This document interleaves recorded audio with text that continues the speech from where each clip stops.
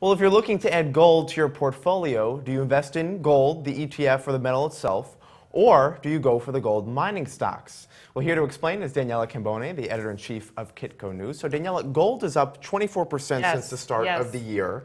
But the gold mining stocks ETF, GDX, and we can show a chart of it, that's up 88% so far this year. So this may answer our question here, but perhaps I'm oversimplifying it a little bit. Right. Well, it is impressive. Close to 89% are up. Incredible. But it really depends, what side of the fence you are on, and people are really passionate about this topic, and we can look at both arguments. So if we start at looking at the gold argument, I spoke with Chad Morganland over at Stifel yesterday, who said he wouldn't touch the miners. Why? Well, he looks at the balance sheet of miners. He says a lot of them are in debt. Some aren't, but many are.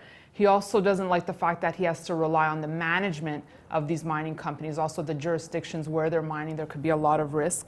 And he also says the reliability of cash flow to meet CapEx needs. He doesn't want to have to rely on that. And that's why he wouldn't touch the miners and really just likes the ETF. And we should just point out that a few mining companies include Randgold Resources, Newmont Mining Corp.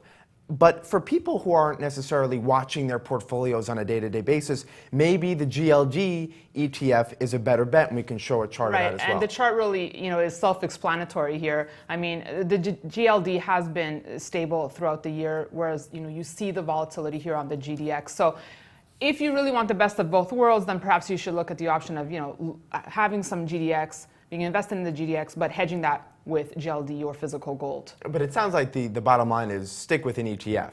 Or physical gold, right? If you want to hedge against the risk of the GDX. In fact, one expert I was speaking to today said, why wouldn't I consider the GDX? Because it's basically trading as if gold is worth $500 an ounce. So it's a no-brainer for him.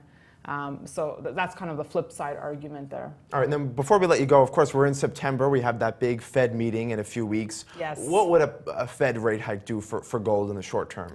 Well, a lot of people that I've been speaking to feel that should there be a rate hike, there is an expectation there will be at least two in the next 18 months. So if we will have one, that maybe it's already been priced into the price of gold, so maybe we won't see that much volatility. If we do have a rate hike, maybe it's only 25 basis points, so it wouldn't affect gold that much. And others really think that September's off the table, that the Fed won't move before the election. Right, and the probabilities for the Fed rate hike are much higher in December than September. So we'll be watching all this. Absolutely. All right, Daniela Cambone from Kitco News, thank you for coming by. Thank you, Scott.